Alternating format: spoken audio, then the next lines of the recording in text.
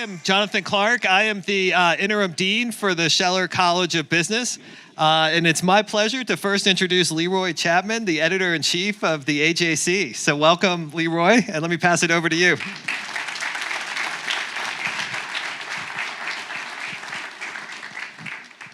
Thank you. So I found out just a few minutes ago that I was going to have to welcome everyone because I thought I'd be introducing the panel.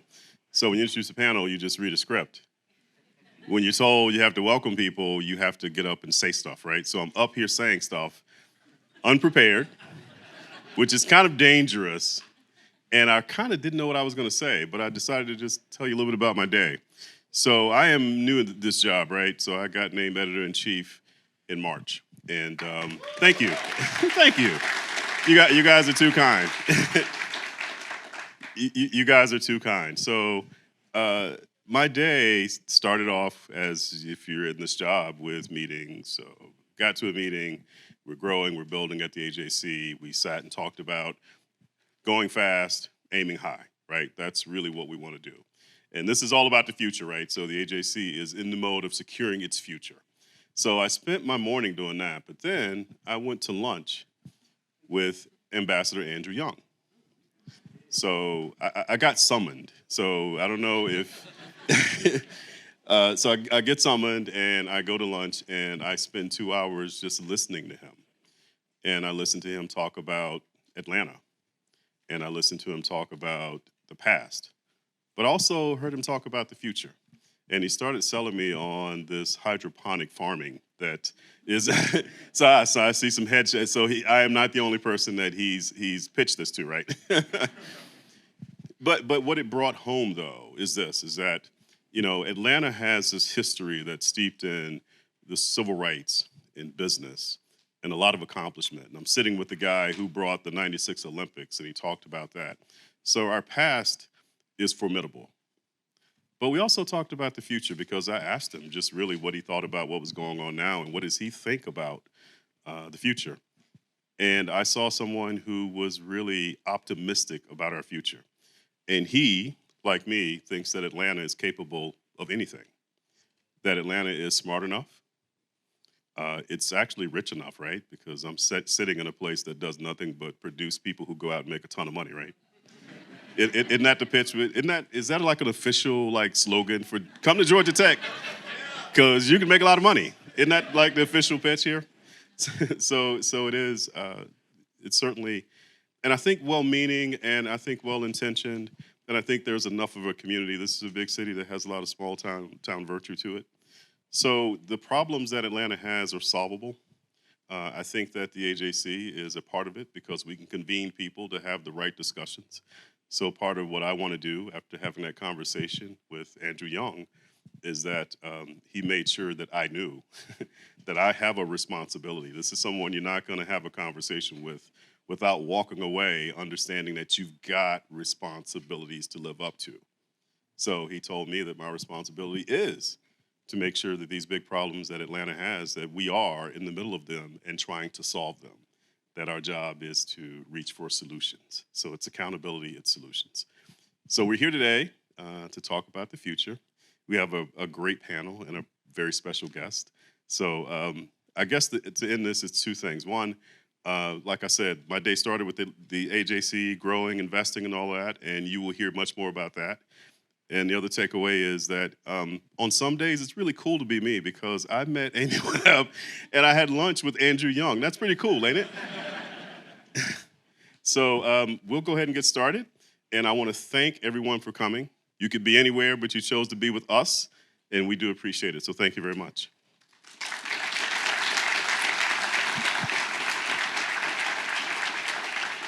Thanks, Leroy. And we are delighted that you joined us here at the Scheller College of Business.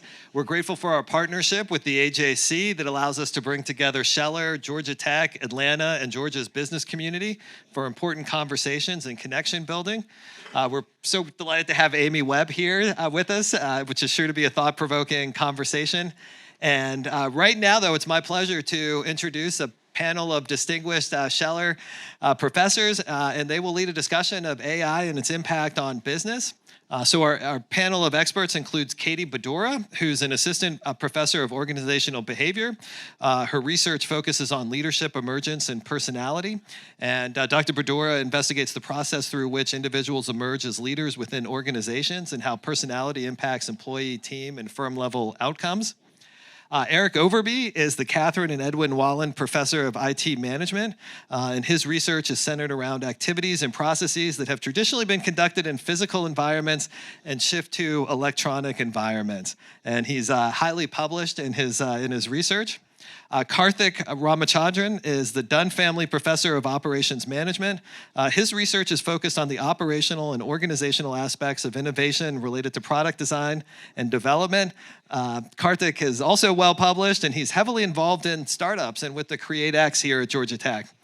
And our moderator for tonight is Deven Desai. He's the Sue and John Stanton Professor in Business Law and Ethics. And prior to his time at Scheller, Deven was a litigator handling intellectual property and technology matters, and he was the first and to date the only academic research counsel at Google. And Deven's scholarship examines how business interests, new technology, and economic theory shape privacy and intellectual property. All of these faculty members teach in our programs throughout Scheller, including the Executive MBA, our Weekend MBA option for experienced professionals, and Executive Education Open Enrollment Certificates and Corporate Custom Programs. So with that, let me welcome the panel up on stage, and Deven, I'll turn it over to you.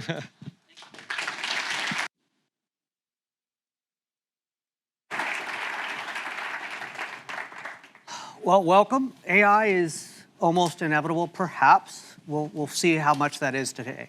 But we were talking about this, and Eric and I were going over this, and at one point he reminded me, yeah, but AI is an old term, and it's true. Some of you may or may not know. You could argue that the term was coined in 1956 at a weird little summer conference in Dartmouth. And that group, like, I'll be honest, a lot of professors, a little arrogant, we'll solve this in about 6 months. Clearly that hasn't happened. But then if you think about it, it's been bubbling up in society on and off since then. Certainly once Google hits the scene, it starts to be a thing. And even when I was there, gosh, almost 10, 12 years ago now, right, it was coming up when we thought about autonomous vehicles.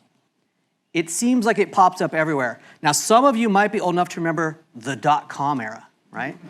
And I actually was thinking just today, there was one company that was really excited, and it would say, whatever their name was, .com.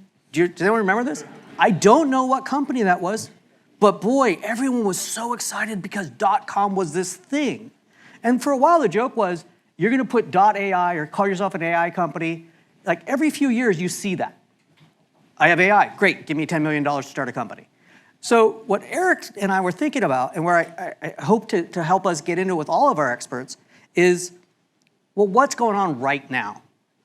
As Leroy was saying, there's a past, there's certainly a present, but it has implications for future and for business. So in that sense, Eric, let's say someone comes to you, a CEO type, and says, what's all this stuff? The chats, the whats, and you're trying to help them understand a lot in terms of should they invest, should they not?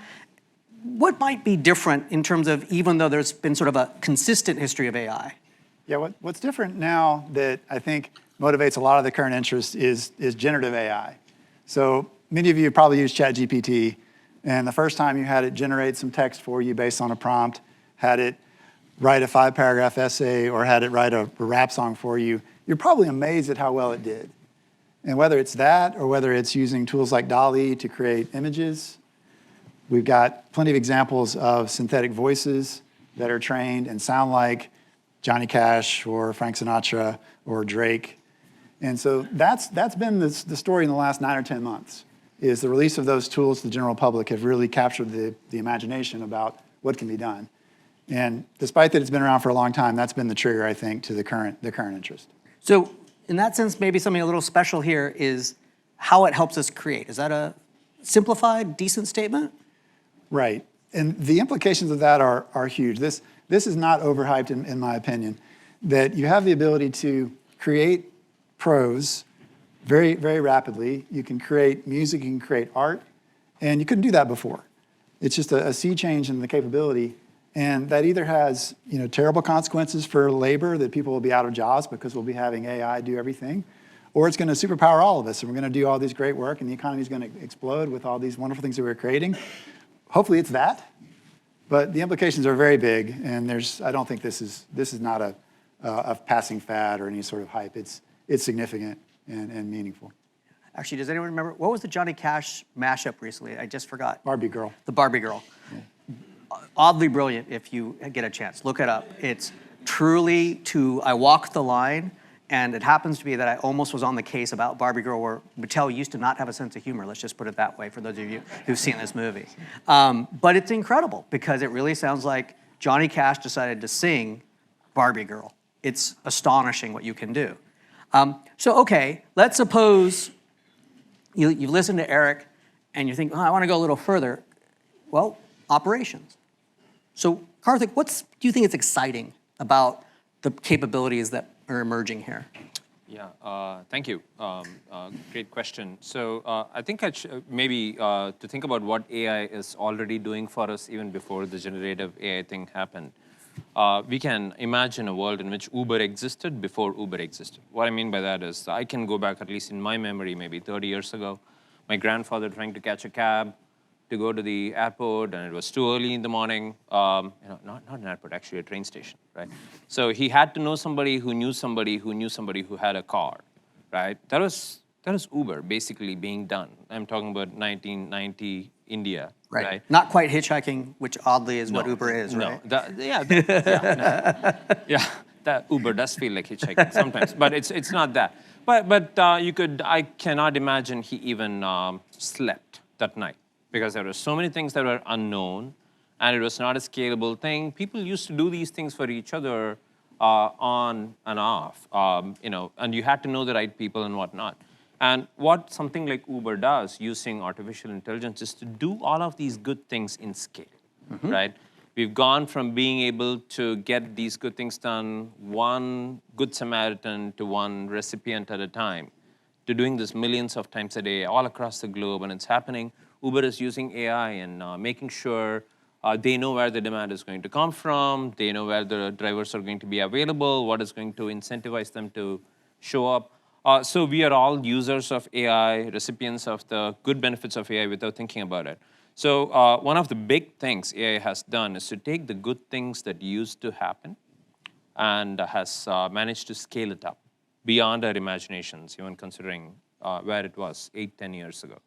And one of the most interesting things to piggyback on what Eric was saying is the same kind of scaling tsunami is appearing to show up on the generative end, where creativity is about to be scaled up, right? Where we had to, a company that needs logo design had to go to a designer, work with them for months, maybe before they had something for thousands of dollars, to going to DALL-E and having 15 possible designs in 5 seconds sounds insane, almost cruel, right? So it's about to happen, it's happening.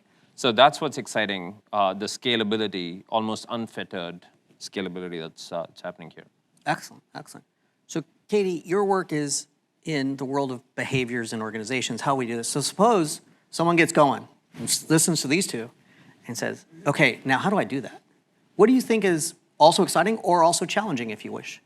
Yeah, so whenever we think of change in organizations, it's pretty scary. And the way I see AI is actually being a partner in what it is people are doing. And so I think AI offers the opportunity to hire easier, to put people on a path dependency for getting new knowledge and upskilling and training those individuals, for streamlining processes around performance appraisals. And so there's a lot there in terms of using these systems to make people's lives easier in the workplace. And so in my field, there's a saying, people make the place. And I think we need to sort of extend that saying to be people make the place, but robots and AI sort of help along the way to make our lives a little bit easier. Do you have any ideas, though, because of the fear? How do leaders get people comfortable? Because there is, as both of them were saying, right, a sense of, well, wait, you don't need me anymore, right? All of a sudden, this might mean instead of, let's say it was graphic design, right? You had a team, 50 people, and they're working hard and doing great stuff. But all of a sudden, it's, the truth is, I need 10 now because I can generate more. Do you have, by the way, she didn't know I'm going to ask her this question. How would you start to counsel people about getting to that spot you're talking about? Yeah, so inevitably change leads to fears for people. And so over time, it's really, looking back and looking at history and things we've already seen. And so automation is a time that we saw the same thing happen, where people in automobile factories felt as though their jobs were disappearing overnight. And what we see today is that it wasn't that those people all lost their jobs changed. And so it's going to be about not only helping those people to find their new place in the organization, maybe using AI to upskill those people so that they can take the knowledge that is being gained and iterate with these AI programs to actually be successful in the long term. And so I see that as being helpful. And I would also note that as I was looking into all of the amazing startups that are on the forefront of artificial intelligence, those are all new jobs that are being created. And so where we see some jobs drying up, we see new jobs being created, and the onus becomes on society and people in business schools and our tech school more broadly to train people so that they're able to shift into these new sort of disruptive workforces. Yeah. Deven, if I can Please. piggyback on that, example I like to use is radiology. Okay. So radiologists spend a lot of time scanning, looking at images, trying to detect, does this look like cancer or is it clear? And AI, machine learning models can do that. Yeah. They can be trained on, this is a positive, this is a negative. And so that's a pretty clear, this could replace a lot of jobs sort of story. But it's not that simple. There's the story of, well, I don't need as many radiologists, so all these people are out of jobs. There's the story of, well, the radiologists are going to get a lot better at their job because the simple cases can be handled by the AI and the more complex cases require the radiologists to look at. So we keep the same number of radiologists, they're just much more effective. There's also the economic expansion argument. You take rural places all around the world that don't have radiologists, and they can't afford to put one FTE radiologist in that rural place in Mississippi, for example, or Georgia, or what have you. But they could afford to put like 0.1 across 10 places, and if the AI can basically, if it gets easy enough to do things because AI takes a lot of the work away, then we can do more of it in more places. Yep. And so now you can actually have a story where the economy expands, and we may need a few incremental radiologists to staff radiology units in places where we never would have had them before. So there's a continuum of outcomes here. No, absolutely. And so- In fact, there's already work even simpler than radiology where your phone, right? Phones have done amazing things in developing countries. And one of the examples was the ability to do diagnostics because a lot of people have phones, even in developing countries. And so by being able to take a picture of, say, what could be skin cancer, it uploads and it can be analyzed and someone can more effectively and less cost figure out what might happen. Of course, you then have to figure out how to get service to them in that area, but it's a step forward, to your point. Yeah, that may be a new job for a radiologist to scan all these phone-based images people are sending in Absolutely. that didn't exist before. And that is starting to happen for all sorts of areas. Diagnostics are improving, but I want to circle it back a little bit to what really you two were saying for a moment. There's a back end that's in addition to AI, right? It's the digitization and the networking that allows this to happen, right? So all of that has to come together. And what we're seeing now is it's spreading, is something that I believe. Does that sound right to you in terms of, right, the earlier versions were actually really big. Let's put it this way. Right, Google's front page looks really simple, right? But I used to say, it's sort of like a race car where there's this beautiful, simple hood. But boy, what's underneath that hood is an incredible amount of hardware, software, and networking because people freak out if the search is just barely, I'm not kidding, when I was there, they'd freak out if it was even a fraction of a section off. But what we're seeing more and more, to when you talk about Uber, right, the AI is doing work, but it's all of that coming together that creates this possibility for services where they would never have been before. And the de-skilling from Uber, right? Remember, taxi drivers used to know where to go? Does anyone remember that? Now my taxi driver at the airport always is, you just put in your address, please, sir. Right? I'm like, okay, that works. It's better than you trying to remember where you're going. And in addition, you know when there's traffic coming from Hartsfield to Atlanta. And I'm a much happier guy, right? I assume we all are. But there's that trade-off because the skills of the taxi people, you kind of need them. There's the back and forth. It creates new opportunities. So in that sense, Eric, let's suppose someone goes, I'm in. but there's so much that's possible. So how do you figure out strategy in terms of embracing, as Katie points out, there's so many startups, right? Everyone's coming at you. Fintech is out there as a similar parallel in my mind. Oh, you got into fintech. Which one? Ooh, did you get into the one with that guy? Ooh, bummer, right? So, and as a reality for a lot of business folks, I remember law firms are notoriously risk averse, right? Because we're risk managers. And boy, the one thing they hate is when young attorneys like, you need to get new software. Like, didn't we just do that 10 years ago? And it's like, yeah, things have moved quite a bit. So how do you start to figure out, as a business leader who's making purchasing or strategic decisions, what do you do? Which one might fit? Yeah, the strategy that I like, and I think an effective technique is scenario development, where you think about here's the different possibilities that may come about. Some of them I like, some of them I don't. And what can I do to make the ones I like more likely to happen? I was just thinking about journalism, AJC, and Google's pitching this product, Google Genesis, that's an automated article writing tool. And they're calling on newspapers, maybe they've called on the AJC, but to say, we can help your newsroom be more efficient. You can create stories that wouldn't otherwise get written because this will automatically take information and make it into a nice story. So you can imagine a scenario where that's horrible for the journalists, where these things destroy jobs, they're sometimes wrong, so people lose even more faith in the Fourth Estate, and nobody pays for journalism anymore. You can also imagine a scenario where these tools really supercharge the journalist, and they can do much more impactful and deeper work because they're not tied up in the drudgery of the basic story writing. Well, that's a lot better. So now you've got two visions. What do you do to make the one you like happen? And that gives you a roadmap. It gives you the ideas on the sort of strategies you want to enact to avoid the bad and achieve the good. So I think thinking about these futures is an effective way to get your mind around what the implications are and what you do right now. Do you have a particular way you'd run those strategies given this audience, or you don't have to answer that one? So, I mean, I'm just a professor. I have theory. You're riffing on my favorite. I'm just the unfrozen caveman lawyer, if anyone remembers Saturday Night Live from decades ago. I used to have a real job, but now I'm a professor. Okay, but you're saying, yeah, you think through what it is you're getting and start to ask, is it actually changing up? And, look, there are definitely a lot of journalists in this audience, right? So I'm just curious. Do you see generative AI as horrible? Come on, it's like, look, I'm a professor and I call out stuff all the time. Come on, work with me. It sucks, right? Sorry, I just use the parlance of our times. No one thinks it's bad? It's both. Okay, good answer. It potentially could be, because once we stop creating and let the AI create, stop. Right. There you go, right? But I think this is what Eric's getting at, is it's the editors who will say, well, how is this a good thing? How does it keep people sharp? Does it actually mean that maybe what used to be classic beat reporting, even if it was a little rote, is no longer needed? But then, just like we're seeing with the writers and whatnot, there's a question. Well, how do you get trained? How do you actually keep your expertise? Right? The AI is going to open up stuff. Sir? I mean, in a way, if you look at it, it's no different when the car came around. Okay. Forces. All those people like, oh my God, I used to do forces. What am I going to do? Become a mechanic. Or I used to ride the forces of the Pony Express. You become the driver. Yeah.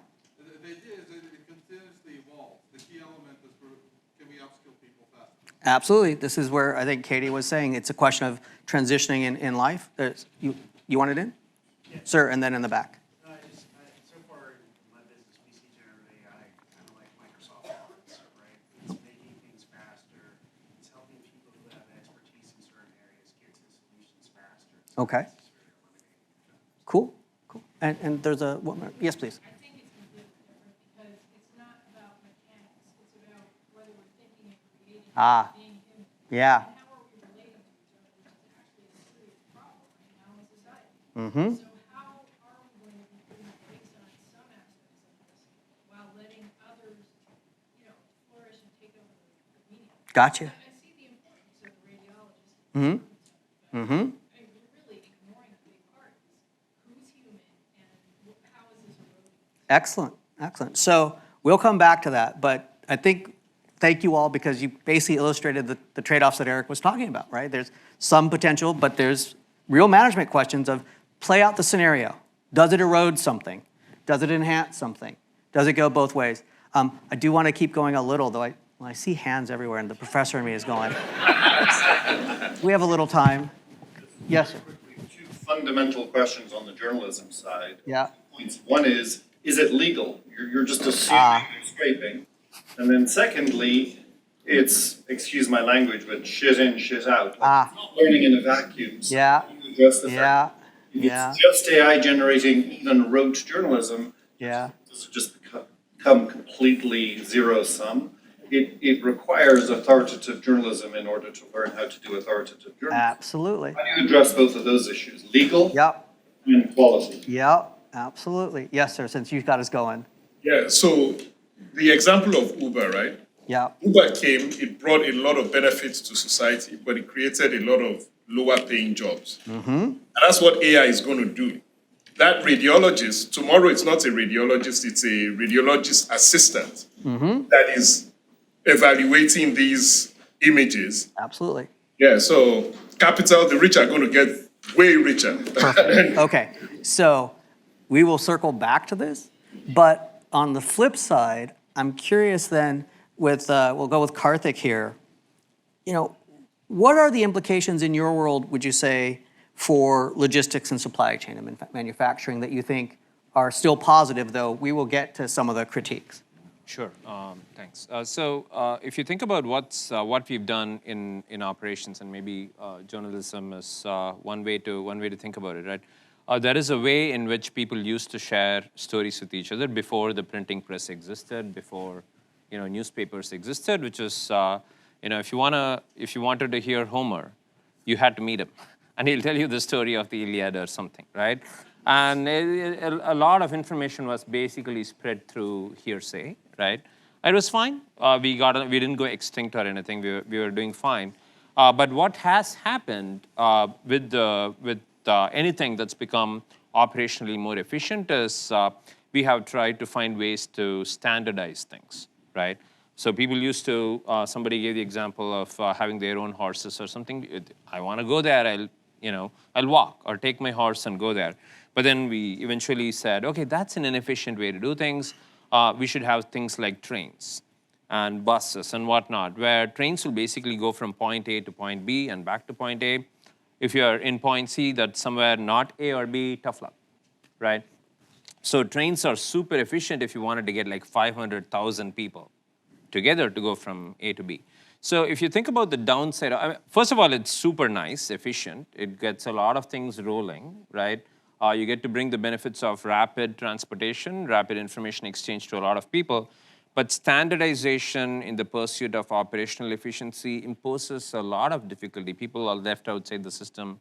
Some people have to incur a lot of cost to get in on things like that. If you have, there is this old Seinfeld joke, right, which is timeless in a way, that you don't want the kind of disease where everybody's clamoring to see the surgery, right? So if you have to get a disease, you have to get something that a lot of other people get, right? Standardization works really well in those kinds of things, okay? But the problem is a lot of problems that we have as consumers and as individuals, we need a certain amount of customization, personalization, and things like that. And AI is getting to the point of delivering that in scale. Yeah. Right. So I'm talking about AI in general, not just generative AI. If you want, for example, to hear a passage from the Iliad in a way in which Homer would have rendered it, 2,500 years ago or something, it's possible to get it, right? Nobody's checking, but it's possible to get something like that. You could even get your Johnny Cash version of a passage from the Iliad, right? So that's possible. That level of personalization, which you had to pay a lot of money for, stand in a queue for many years to get, it's becoming possible. So AI has this potential to take this model of efficiency that we have, which is this brute force, one-size-fits-all thing, and open it up into whatever micro chamber pleases you in terms of how you want to receive that content or service or whatever it might be. That's where I see a big opportunity space coming out. You're seeing that in a lot of specific industries as well, but I guess we'll get into that during the conversation. Yeah. Okay. And then, so Katie, think previously you were saying you think that there's some real potential to do good in, was it healthcare? So where do you see that going? Yeah, so you started to allude to it, as well as Eric, when we talk about diagnoses. But beyond simply diagnosing images, it can save time. So it can start to generate the clinician's notes as that individual is going through that process, which means that instead of the clinician spending a lot of time trying to document their conversation, they can spend more time with the patient and having those conversations that are really meaningful, that drive customer satisfaction, patient satisfaction, the metrics we want to see in healthcare. And so that's certainly one thing. Another thing is in terms of seeing pharmaceuticals come to market faster. There has been already case examples of various medicines going into FDA protocols within very, very short time frames, much faster than in the past. And so while I agree with the sentiments that this is scary, I also see that there's a tremendous upside to what we have from the standpoint that it may allow us to be better with how we're going through the healthcare system. But at the same time, I'll note some of those privacy concerns and some of the inputs that go into those models and that make the AI possible. And so if you have biased data going in to train the models, you're going to have bias coming out. And we know that there are biases in healthcare. We know that we have patient data that's predicted by HIPAA. And so we need to really be at the forefront of how we take that knowledge, how we use it, and make sure that we're always thinking about what's best for the patient while also thinking what's best for the organization as a whole. But we really need to stick with that patient-centered focus. Yeah. What do you think about things like, you familiar with AlphaFold? No? So the folks behind DeepMind who did, they're a subgroup of Google, they got famous because for a good reason, a lot of early AI was focused on playing games, right? So it was, can you beat chess masters? Can you start out with, and then a few years ago, people had a breakthrough with the game Go, which previously they said, no, you're never going to be able to beat Go. It's too cool. It's too weird, the permutations. And they figured out how to do it. If you get a chance, and no offense to our host, Ezra Klein does some nice work for New York Times, and his interview with the head of DeepMind is really cool. And what he pointed out is he used the technique of that AI to help pursue protein folding. So to what these folks are saying, what used to be an incredibly complex and just the scale, as one person he said put it, if you're trying to come up with a new medical protein, you could have a great career as an academic if you had 1 or 2 breakthroughs in a 50-year career or something like that. Now they're able to reduce the time it is to even identify where to look so much that the software is allowing perhaps bespoke medicine or breakthroughs that might be for the next, hopefully not happening, but possibly coming pandemic. Now those are different, right? Because what we're also talking about in the generative is how is that built? So I think what I was hearing, and I hope I'm not wrong, was AI is broad. The generative stuff, we really do want to talk about whether it was garbage or not. How does it affect labor and human capital? Does it change our sense of what it is to be humans and interact? On the other hand, I do hope we don't come away going, it's all bad and fearful. I don't think the room's thinking that, because there are some pure aspects where the nature of AI, it's hard to understand how it gets there. The scientists are honest, but they are starting to be able to say, this is how it worked, and if they keep it ethically in the lab, then go forward to the FDA and say, we got this, and now let's do the test, but we can move faster on that, which is exciting.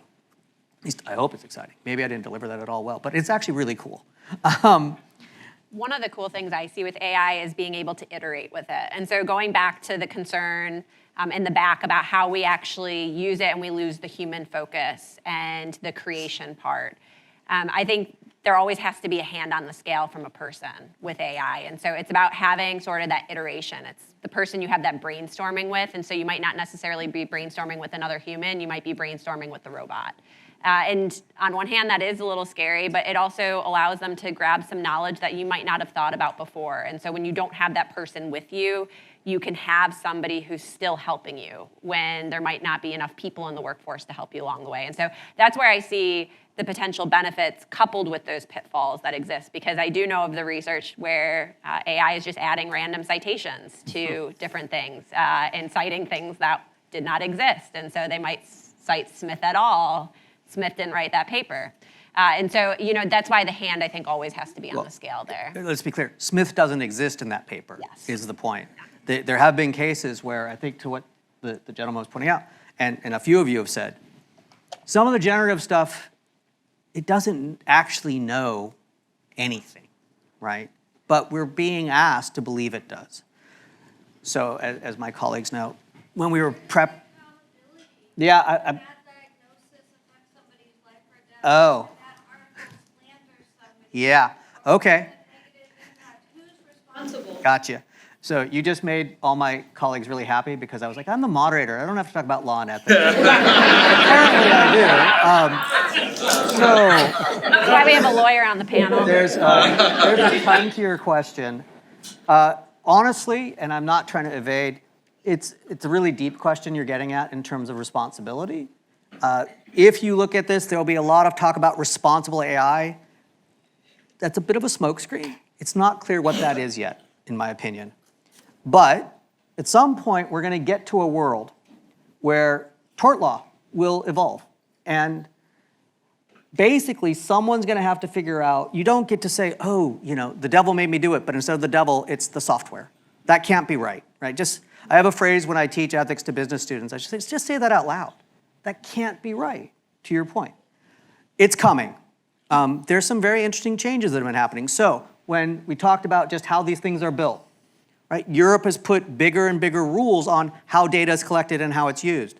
But what some of you may not know is one of the strongest rules on privacy in this country came from anyone? What state? California, land of the Goog and everyone else. So even crazy Californians, and that's where I grew up, right, are going, whoa. You got your benefits, but really all you've done of late is send us more ads, data mine us, and not done anything that we think is worth the payoff. So I've called this the shift, right? Because 15 years ago, Silicon Valley was, we're disruptive and we've brought new scale. And it was true. Uber really did leverage also what we have in geeky terms or nerdy terms, right? All of our cars are depreciating assets. They sit around and do nothing unless we're in them. And someone said, well, wait a minute. Maybe someone could use it and make some money.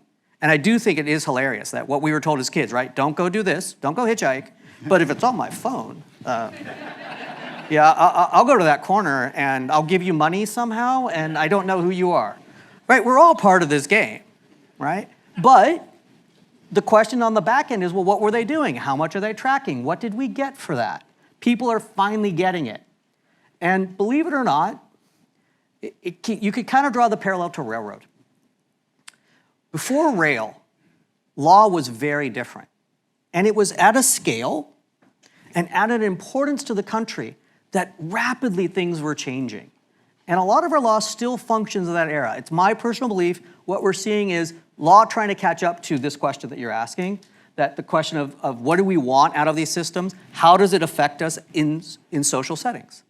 It's evolving. There's not a perfect answer. However, some basics would be, for instance, I believe one of the GPT systems, when it took a bunch of inputs, books, there's an allegation that they used a bunch of books that were blatantly illegally copied.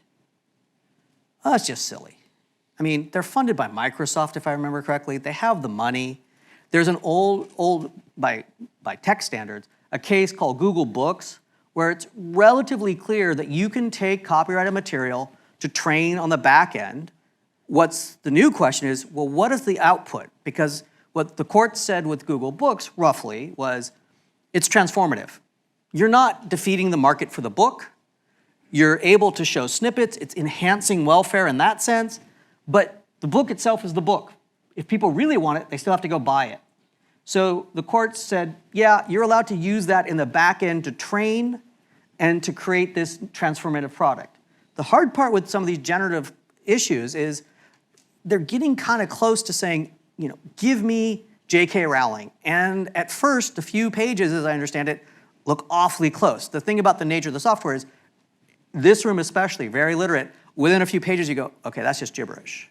Right? It really does start to wander, because it has no clue. But the question there was, simply put, why are you taking data haphazardly in that sort of old, really bad model of Facebook, move fast and break things, when you've got legitimate data sources? Now, in terms of where it came from, New York Times just said they're putting up a notice, you can no longer use our stuff to train your software. Okay, there's a downside to that, right? Good reporting, AJC reporting, New York Times reporting, all these papers, if you don't let them feed these systems that we know can have bias, we're going to be dealing more with the garbage in. What we'll be left with, as a friend of mine put it, is now we're stuck with Reddit comments. Eee. And truly, we were having an email exchange, and I said, oh, man, you gotta be, I didn't even think about that. But yes, right? So there's a real issue New York there. Times will license their articles to Google maybe in a year or so. We'll find out. That They may might be see the it as a answer, revenue right? stream. And Yeah. there's actually an old history there where the New York Times had a thing with writers where they had not gotten the rights to move articles from microfiche, anyone remember that? I do, to a digital format. And the court said, hey, you didn't get those rights. You got to renegotiate all that. So now, as anyone who's in the arts knows, what do any producers say? We get this in all mediums now known and in the future created in the universe. I kid you not, that is in some contracts, because just to cover. Yes, ma'am. Another question. Yes, please. When do you think that poor countries Yeah. and developing countries are going to catch up with AI? We have been farming in Central America, Guatemala, Costa Rica, Nicaragua, and they do not have the resources, the computers, all the information, but not only that, money to spend on those tractors that are knowing where to kill the weed because they have AI software. Do you know of any studies or anything that has been done to help somewhat those countries? I am very familiar with Guatemala, Costa Rica, Nicaragua. Yeah. And it concerns me a You lot. just helped us out a ton. You set up the last question, which is, what would be a wonderful future in AI? Because we are coming close to, we want to make sure we have time for our guest keynote speaker. But it's a great question, and it is really what we hope to end on, which is, I think what we talked about to begin with health is when things go well, the costs come down. And the more we can do this via cheap, relatively cheap devices, right? Even older phones that now would probably be on secondary market, maybe 50 or 100 bucks. You could then leverage that because of what I said before. Because of the internet, really. The networking thing could mean that we could start to build the system that needs to be on the ground, as you're describing, in, say, Guatemala. But it would maybe, the back end would have to be hopefully a nonprofit or someone here who can use the AI to do more. Some of those, as far as I know, there's actually some of that work starting to be deployed here in Georgia because, as some people hopefully know, right, our largest industry is actually agriculture in the state, and they're using it. So my hope, to your question, is with many things, as we keep developing them, the beauty of technology is many complementary things are needed. But the cost for the hardware, the software, the know-how actually drops very quickly, right? So these are the real experts on this. But am I getting this right, all of you? That's the moment of scalability because expertise and cost to do something drops, and then the people who have access goes up. Yes?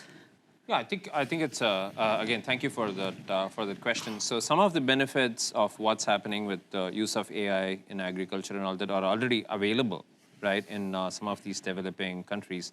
Whether or not they have deployed it, I don't know.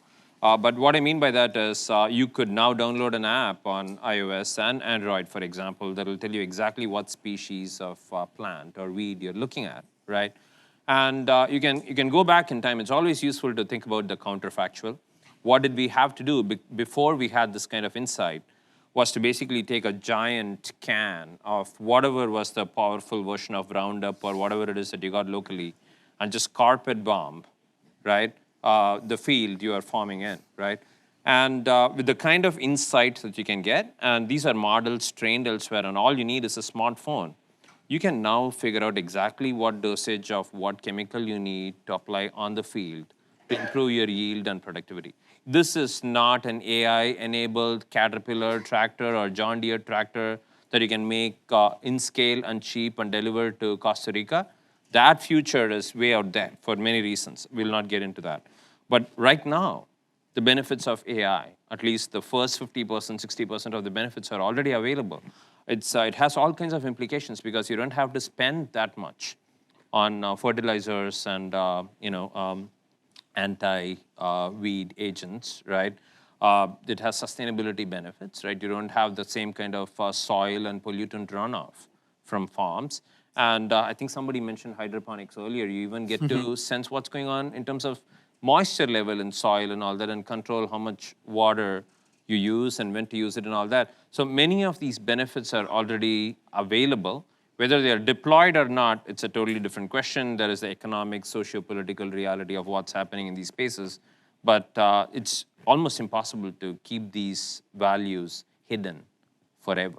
And right? to your point, I think it also enables companies to save time and money of workers and to take that and invest in other places. And so I think more and more we have companies that are interested in having an impact socially.